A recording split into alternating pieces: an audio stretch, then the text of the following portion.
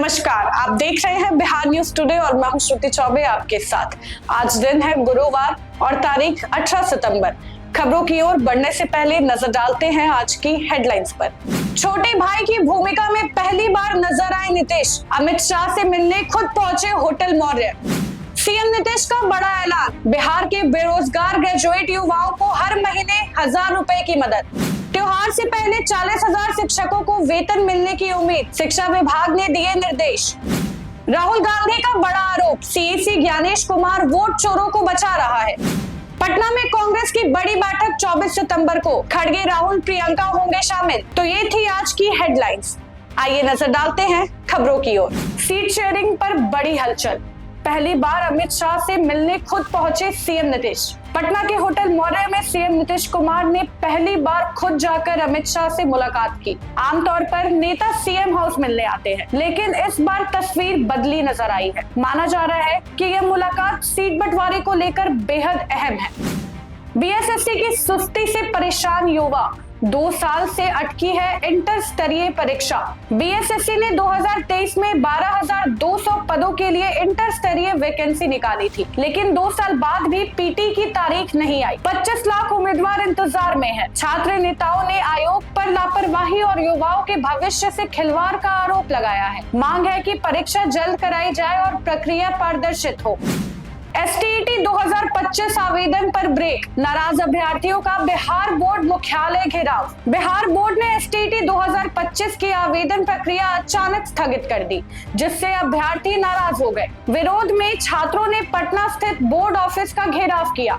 सुरक्षा के लिए भारी पुलिस बल तैनात की गई। अभ्यर्थी मांग कर रहे हैं कि अगली तारीख जल्द ऐलान की जाए।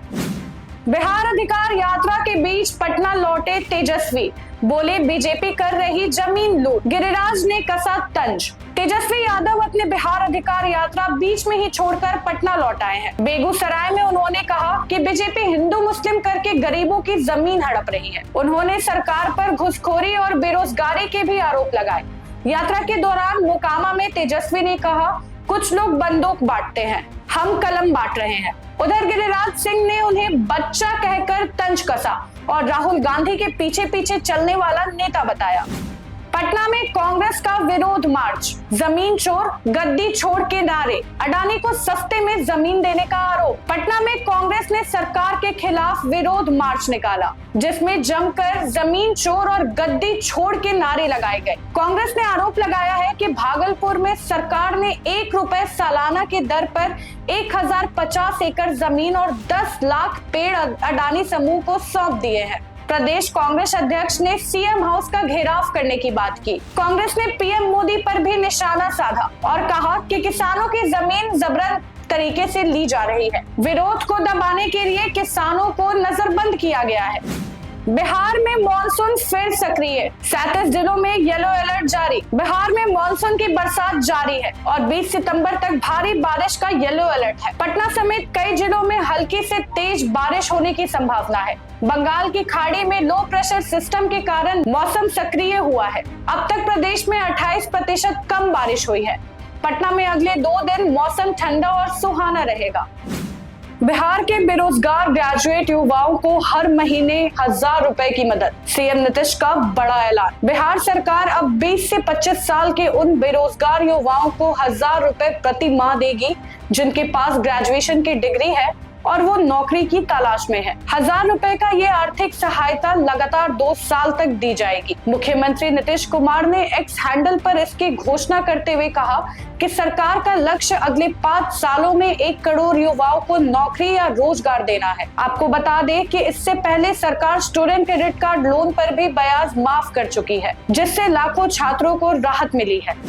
त्योहार से पहले 40,000 शिक्षकों को वेतन मिलने की उम्मीद, शिक्षा विभाग ने दिए निर्देश। शिक्षा विभाग ने दशहरा और दिवाली से पहले करीब 40,000 सरकारी शिक्षकों को वेतन भुगतान का रास्ता साफ कर दिया है। तकनीकी दिक्कतों के कारण अब तक वेतन अटका हुआ था। विभाग ने सभी जिलों को 1 हफ्ते में प्रक्रिया पूरी कर भुगतान शुरू करने का आदेश दिया है।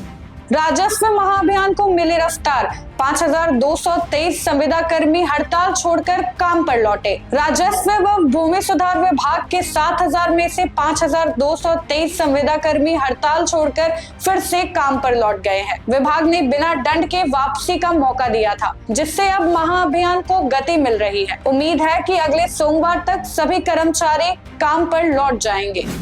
राहुल गांधी का बड़ा आरोप, सीईसी ज्ञानेश कुमार वोट चोरों को बचा रहे हैं। राहुल गांधी ने प्रेस कॉन्फ्रेंस में दावा किया है कि कर्नाटका के आलंद सीट में 6000 से ज्यादा वोट सॉफ्टवेयर की मदद से हटाए गए हैं। उन्होंने कहा है कि कर्नाटका सीआईडी ने 18 महीने में 18 बार चुनाव आयोग को पत्र भेजा, लेकिन जरूरी डेटा नहीं दिया गया। राहुल ने सीधे मुख्य चुनाव आयुक्त ज्ञानेश कुमार पर हमला करते हुए कहा है कि वो वोट चोरों को बचाने में लगे हैं।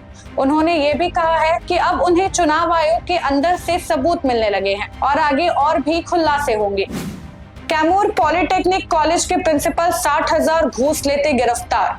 कैमूर जिले से बड़ी खबर आ रही है। कैमूर जिले के मोहनिया स्थित पॉलिटेक्निक कॉलेज में प्रिंसिपल डॉक्टर अजय कुमार को निगरानी विभाग की टीम ने 60,000 की रिश्वत लेते रंगे हाथों गिरफ्तार कर लिया। डीएसपी विल्लव कुमार ने बताया कि डॉक्टर अजय कुमार ने कॉलेज के एक प्रोफेसर की मार्च से रुकी हुई सैलरी पास करने के लिए घूस मांगी थी। शिकायत मिलने पर निगरानी विभाग ने कार्रवाई कर उन्हें पकड़ लिया।